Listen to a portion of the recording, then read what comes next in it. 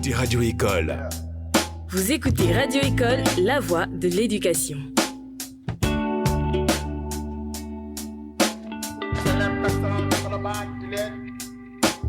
Vous écoutez Radio École.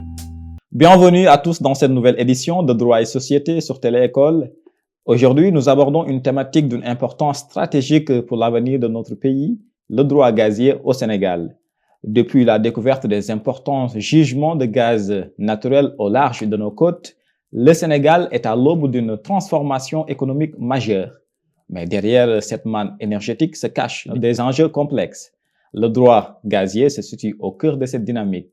Il encadre l'exploitation de ces ressources, protège l'intérêt des États, des investisseurs, mais aussi des communautés locales. Comprendre ces implications, c'est anticiper les défis liés à la gouvernance, à la transparence et à la justice sociale dans un Sénégal en pleine mutation. Pour en parler, j'ai le plaisir de recevoir Marcel Diédhiou, doctorant en droit privé à l'Université Cheikh Anta Diop de Dakar. Monsieur Diédhiou s'intéresse aux questions gazières et pétrolières. Il est l'initiateur et président du Club Pétrole et Mines de l'Université Cheikh Anta Diop. Monsieur Diédhiou, bonjour et merci d'avoir accepté notre invitation. Merci beaucoup, Seydina, pour cette invitation et j'en profite pour saluer tous les téléspectateurs de la chaîne Télé-École. Merci. Alors, Monsieur Diédhiou, qu'est-ce qu'on entend par droit gazier et comment distinguer le droit gazier au droit pétrolier? Le droit gazier, selon les normes en vigueur au Sénégal, peut être défini comme l'ensemble des règles ou des lois et règlements qui régissent les activités des segments intermédiaires et aval du secteur gazier. Alors, quel est le cadre législatif et réglementaire qui s'applique spécifiquement aux activités du secteur gazier au Sénégal? Voilà, le secteur gazier est régi d'abord par la loi 2020 portant code gazier et un certain nombre de décrets qui sont pris en application du code gazier. Donc, je veux citer par là le décret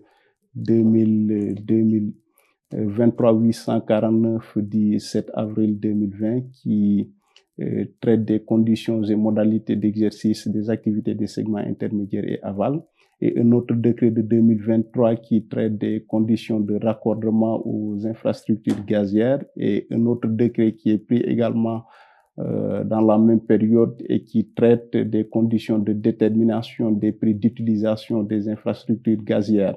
Donc ça, c'est le cadre réglementaire qui est pour l'instant en vigueur, mais il faut noter que ces activités de façon générale du secteur intermédiaire et aval aussi sont prises dans les autres pays où on exerce ce genre d'activité gazière par des décrets qui traitent des normes et spécifications techniques du gaz naturel, mais aussi un code réseau qui permet au moins de déterminer les conditions techniques de raccordement à ces infrastructures et la relation qui va exister entre toute personne qui va utiliser le réseau de transport et les gestionnaires du réseau de transport. Voilà, ce sont les différentes normes et règlements qui interviennent ou qui régissent les activités du secteur gazier au Sénégal. Et est-ce que vous pouvez revenir sur peut-être quelques traits caractéristiques des activités des segments intermédiaires? Voilà, les activités des segments intermédiaires et aval du secteur gazier, c'est d'abord, il y a l'agrégation. Quand on parle de l'agrégation, c'est une activité qui consiste à acheter du gaz en gros et à vendre en gros. Donc, au-delà de cette activité, il y a aussi l'activité de fourniture qui consiste pour une personne morale d'acheter du gaz auprès de l'agrégateur et de le vendre auprès des clients éligibles. Donc ça, c'est des activités qui sont soumises au fond par ce que l'on appelle un titre d'exercice que l'on appelle une licence. Maintenant, au-delà de cette activité, il y a aussi l'activité de transport par canalisation d'hydrocarbures ou par le transport de gaz naturel liquéfié ou comprimé. Donc, quand vous regardez un peu ces deux catégories de transport, le transport par canalisation et le transport du gaz naturel comprimé ou liquéfié, le transport par canalisation est fait par l'acheminement du gaz à travers des pipelines, alors que le transport du gaz naturel comprimé et liquéfié est fait soit par voie ferroviaire, fluviale ou maritime. C'est un peu ça la distinction entre les deux catégories d'activités qui font partie des segments intermédiaires et aval. Donc, l'autre trait caractéristique, c'est le fait que le transport par canalisation du gaz naturel est soumis à une concession de transport par canalisation, alors que le transport du gaz liquéfié ou comprimé est soumis à ce que l'on appelle une licence. Donc, ce qui revient à dire tout demandeur,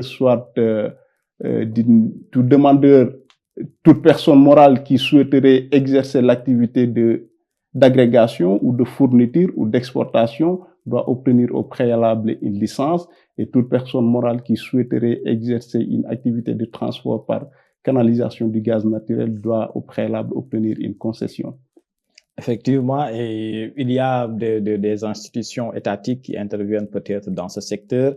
Je vous parlais du ministère de l'Énergie, du Pétrole et des Mines, il y a le COS Pétrogaz, Petrosen. Quel est le rôle de ces institutions? Voilà, le rôle de ces institutions est déterminé dans le code gazier que je viens de lister à l'entame de mes propos.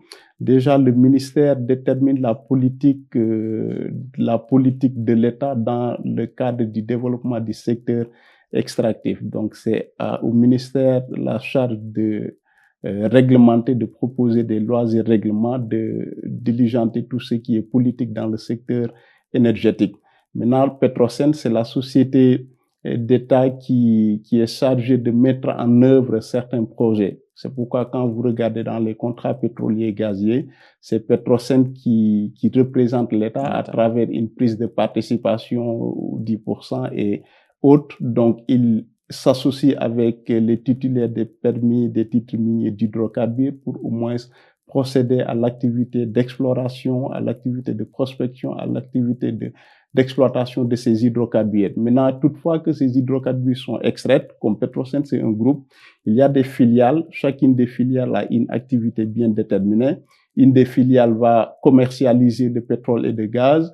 L'autre filiale va se charger du transport par canalisation du gaz et l'autre filiale va se charger de l'activité d'exploitation en tant que telle.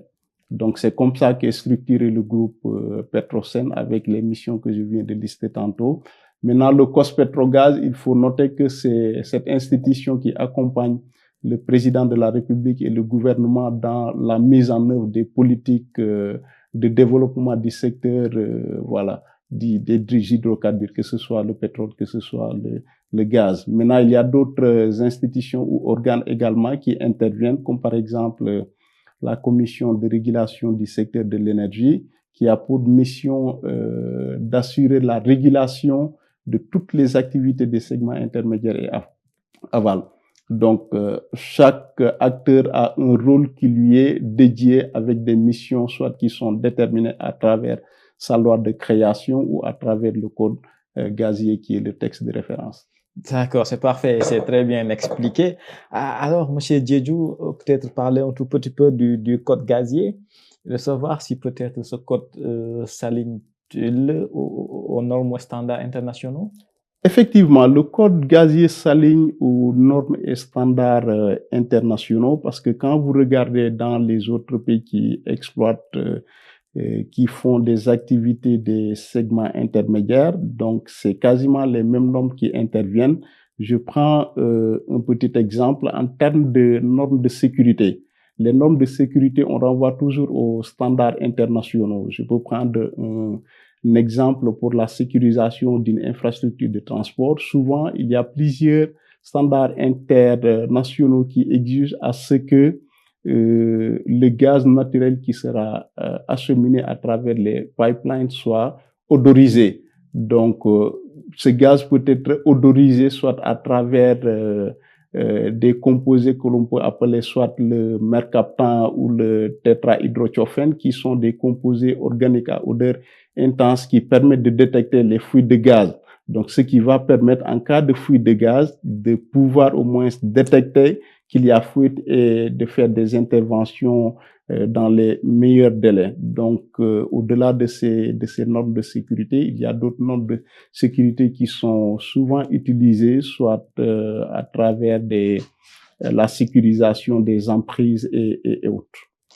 Ok, c'est parfait. Je rappelle à nos fidèles téléspectateurs de Télé-École que vous suivez votre émission Droit et Société.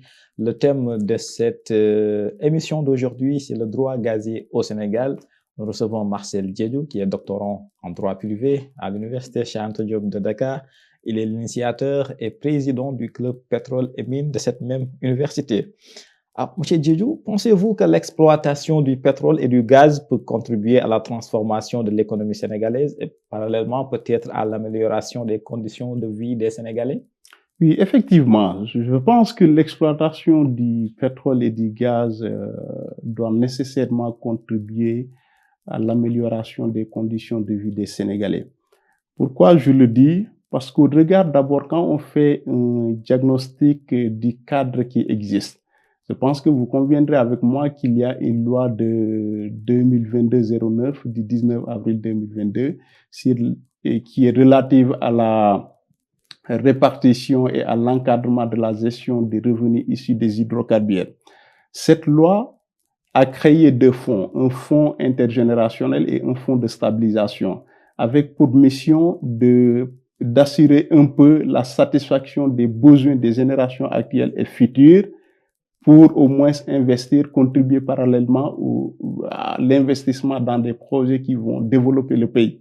Donc ça, je pense que c'est des outils qui sont posés et au-delà de ça, il y a aussi le fonds de stabilisation qui permet de prémunir les finances publiques contre les risques de volatilité de ces recettes des hydrocarbures.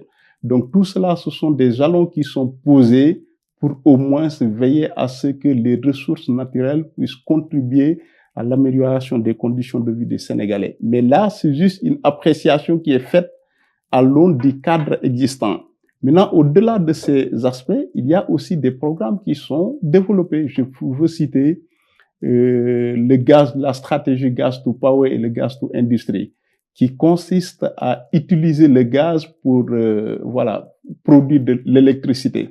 L'objectif de ces stratégies, c'est quoi? C'est de permettre au moins de contribuer à la réduction du coût de l'électricité.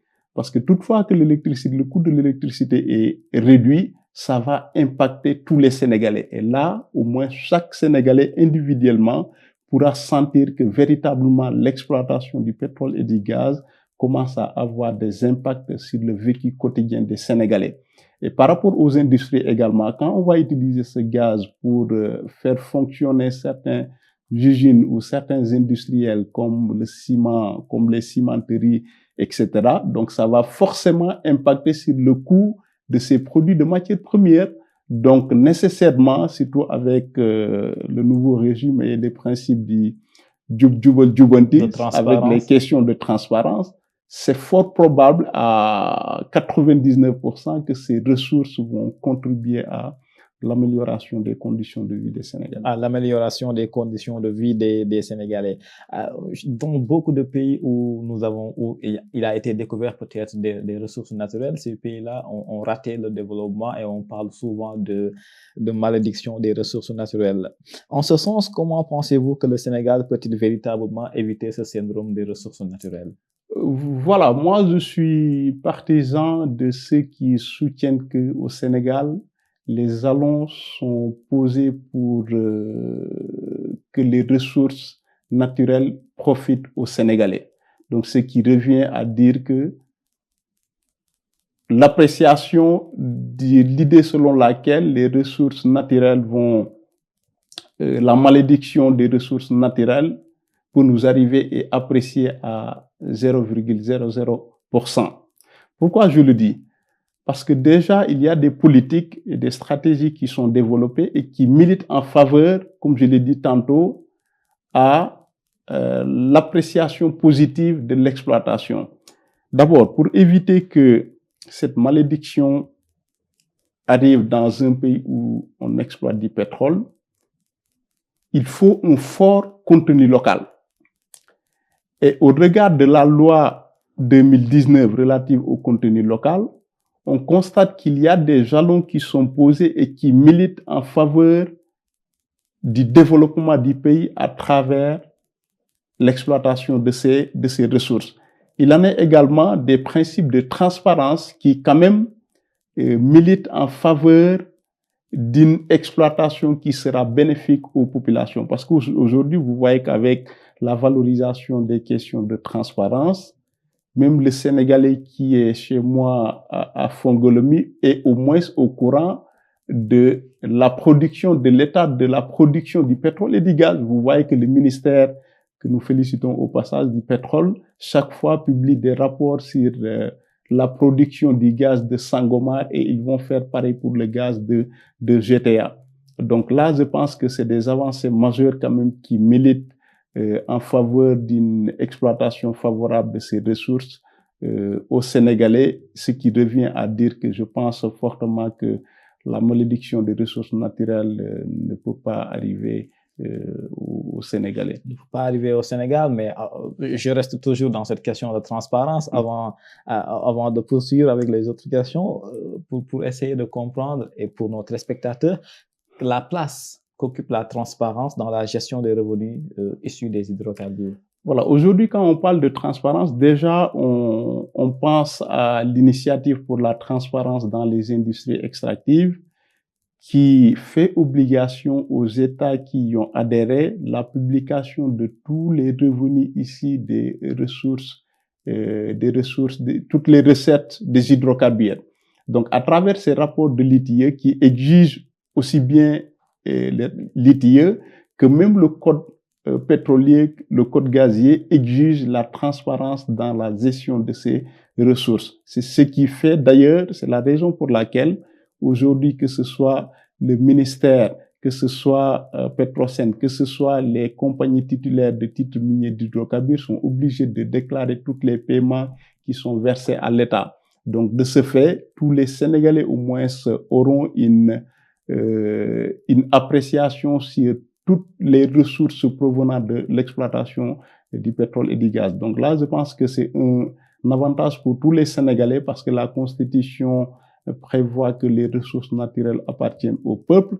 Donc, les peuples aussi ont le droit d'avoir un regard sur comment ces ressources sont gérées et où est-ce que ces ressources seront affectées. Donc, je pense que les questions de transparence quand même occupent une place primordiale et privilégiée compte tenu au moins de ces initiatives, de l'initiative pour la transparence dans les industries extractives, mais aussi ces questions de transparence qui sont valorisées dans la loi sur la répartition des revenus des hydrocarbures qui exige à ce que au moins à ce que toutes les recettes des hydrocarbures soient d'abord inscrites au budget de l'État avant qu'ils ne soient répartis soit au fonds intergénérationnel ou au fonds de stabilisation. Donc, comme je l'ai dit tantôt, je pense que la question de la transparence au Sénégal quand même occupe une place privilégiée et primordiale dans le dispositif actuel. Donc, nous sommes bien partis, en tout cas, en ce qui concerne le Sénégal, pour les questions de transparence dans la gestion des ressources issues du secteur des hydrocarbures. Monsieur Diédhiou, les obligations, il y a des obligations, je crois, juridiques auxquelles sont assujetties les entreprises du secteur gazier en matière de protection de l'environnement. Quelles sont ces obligations? Voilà, les obligations sur le plan environnemental, déjà le code gazier, si ma mémoire est bonne, à travers les articles 60 et 61, exige au titulaire de la concession qui veut procéder à l'activité ou à l'installation d'une infrastructure gazière fasse au préalable une étude d'impact environnemental ou une étude d'impact environnemental et social pour permettre au moins d'identifier les impacts positifs et négatifs du projet puisque c'est un projet quand même qui présente un certain nombre de dangers. Donc, ou bien à l'intérieur de cette étude, il y a également une étude de danger qui va permettre les différents dangers qui peuvent relever de cette infrastructure. Donc, tout cela, ce sont des obligations dont sont assujettis les demandeurs d'une concession ou les personnes morales voulant exercer certaines activités du secteur gazier. Donc, toutes les obligations qui relèvent, quand vous regardez bien, le code gazier renvoie au code de l'environnement. Donc, toute prescription contenue dans le code de l'environnement sont appliquées à toute personne qui exerce une activité du secteur intermédiaire et aval, des segments intermédiaires et aval du secteur gazier. Donc, le Code de l'environnement lui est applicable. Les obligations en termes d'élaboration d'une étude d'impact environnemental lui sont appliquées. D'autres obligations en termes de compensation et indemnisation pour toutes les personnes qui ont subi des pertes également lui sont applicables. Effectivement, et c'est assez clair. Monsieur Diédhiou, le droit gazier, est-ce qu'il prévoit des mécanismes pour protéger contre les communautés locales qui sont affectées par les projets gaziers? Vous le savez, ces projets-là souvent sont énormes et ont un impact en tout cas sur les populations, sur les communautés locales. Qu'est-ce que le droit gazier prévoit comme mécanisme pour protéger ces communautés-là? C'est quasiment la même orientation qui est faite par rapport à la protection de l'environnement. Là également, le droit gazier renvoie au cadre juridique applicable en matière foncière. Je veux citer la loi 76-66 portant code du domaine de l'État, la loi 76-67 portant déclaration pour cause d'utilité publique. Tous les projets en fait de ce genre donne autorisation au titulaire de la concession, si c'est du transport par canalisation du gaz, à procéder à une expropriation pour cause d'utilité publique. Maintenant, la gestion de cette expropriation est régie conformément aux lois et règlements sur le foncier. Donc, ces personnes vont bénéficier d'une indemnisation ou d'une compensation conformément aux pertes qu'ils ont, compte tenu des pertes qu'ils ont subies. Donc, ce qui revient à dire, le droit gazier tient en compte des populations affectées par les projets pétroliers et gaziers. Pourquoi? Parce que ces personnes, tout compte fait, vont bénéficier d'une indemnisation ou d'une compensation qui tient compte de toute perte matérielle ou autre perte qu'ils ont subies du fait de ce projet d'activité du secteur gazier. Toujours dans les questions sécuritaires, comment sont gérées les questions de sécurité dans certaines activités gazières? Donc, les questions de sécurité, je pense que je l'ai évoqué à l'entame de mes propos. La sécurisation est appréciée à plusieurs angles, soit la sécurité ou la sécurisation de l'infrastructure en tant que telle.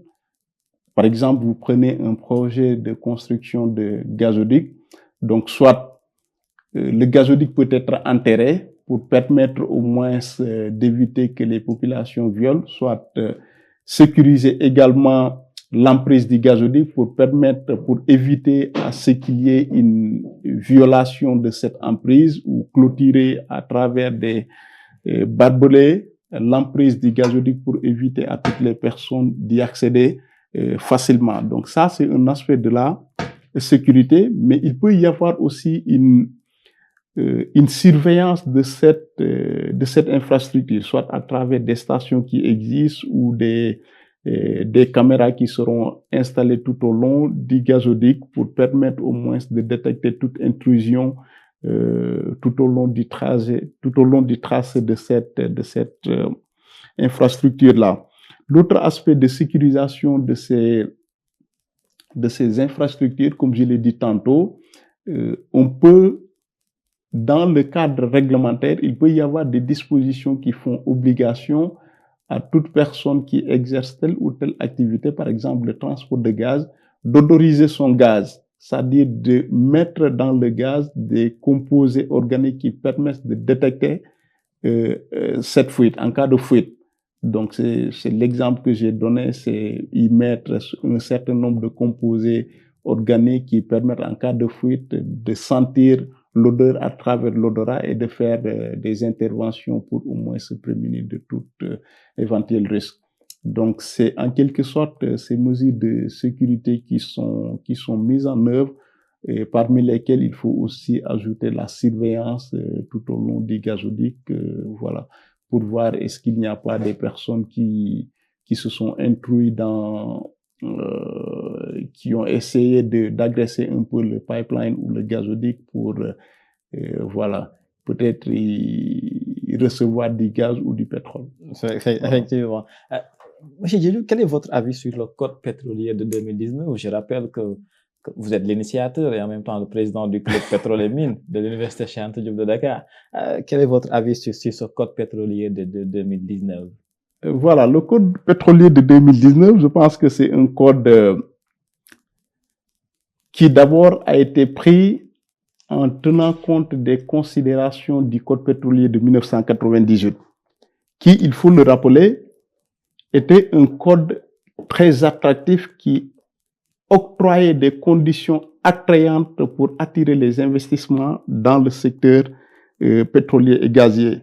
Donc, le code de 98 a permis d'attirer plusieurs investissements et c'est à travers ce code qu'on a des investissements sur le bloc de Sangomar, sur le bloc de Kayar, sur le bloc de GTA ont été faits. Maintenant, en 2019, le code pétrolier, un nouveau code pétrolier a été adopté. Maintenant, ce code voulait prendre en compte deux considérations. La sécurisation des intérêts économiques du pays tout en préservant l'attractivité. Mais dans un souci de préserver l'attractivité, je pense qu'il y a un certain décalage entre la sécurisation des intérêts du pays, parce qu'on privilégiait quand même, il disait que bon, on a maintenant découvert du pétrole, donc là, il faut au moins sécuriser les intérêts du pays. C'est excellent. Mais dans la corrélation entre cette considération et l'attractivité, ça pose problème, parce que le code était devenu de 2019, s'avère à mon humble avis très contraignant pour les investisseurs. Donc, dans mon analyse personnelle, depuis 2019, j'ai pas encore vu une compagnie pétrolière qui est en train de mener une activité de prospection, d'exploration ou de faire un investissement sur un nouveau bloc au-delà des 3 blocs qui sont aujourd'hui en cours d'activité. Donc, je pense qu'il serait bien quand même de revoir certaines clauses qui s'avèrent être contraignantes pour les investisseurs pétroliers et s'il y a des possibilités de les revoir et valoriser encore l'attractivité, parce que je pense qu'on doit encore mettre l'accent sur la promotion des investissements pour découvrir beaucoup de blocs, faire des investissements et exploiter encore au-delà de ces 3 blocs que nous avons. Parce que nous pensons quand même que le bassin sédimentaire sénégalais est assez riche en ressources naturelles et s'il n'y a pas d'investissement pour exploiter ces ressources, ça n'a pas de sens. Je pense qu'on risque de perdre beaucoup d'argent. Donc, vaut mieux valoriser encore l'attractivité, bon, tout en tenant compte au moins de la sécurisation des intérêts du pays. Donc, ce qui entraîne cela, bon, on voit que dans le code de 2019, on a un peu durci les règles relatives à la redevance sur la production, voilà, le loyer superficiel également qui est revu à la hausse, la création d'un bonus de signature, voilà, la part réservée au recouvrement des coûts pétroliers qui est revue à la baisse, parce que dans l'ancien code, ça variait entre, bon, quasiment dans certains blocs, c'était 75%, alors que dans le code de 2019, donc le maximum de la part réservée au recouvrement des coûts pétroliers est à 70%. 70% si c'est une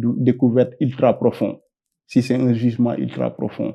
Donc ça, je pense que c'est quand même c'est bien pour l'État, mais si ça cause un blocage en termes de promotion des investissements, je pense qu'il faut quand même réviser cela pour attirer les investissements et voilà, espérer exploiter d'autres blocs pour contribuer au développement du pays. Monsieur Djedjou, c'était un plaisir de vous recevoir sur ce plateau de droit et société sur Téléécole. Quel est votre dernier mot à l'endroit des étudiants, de nos téléspectateurs? Voilà, je vous remercie Seydina. Donc nous, comme je le disais tantôt, on est des chercheurs qui s'intéressent aux questions pétrolières et gazières. Donc voilà, c'est un plaisir pour nous également de partager ce plateau avec vous, avec toute la communauté estudiantine, tous les élèves qui suivent cette chaîne Téléécole. Je vous remercie vraiment pour cette invitation et voilà, pour avoir permis aussi d'apprendre et voilà, d'échanger avec tout le monde. Nous voilà à terme de notre émission Droit et Société sur le thème le droit gazier au Sénégal.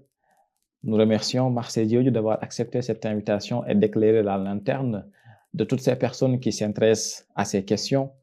Nous vous donnons rendez-vous très prochainement pour une autre émission de Droit et Société sur Télé-École. D'ici là, portez-vous bien, prenez soin de vous, faites du bien dans votre entourage. Préparez-vous pour un avenir meilleur. Télé-École, la première télé 100% éducation en Afrique au Sénégal, toujours là pour l'éducation et pour le développement de notre pays par la connaissance. Radio École. Vous écoutez Radio École, la voix de l'éducation.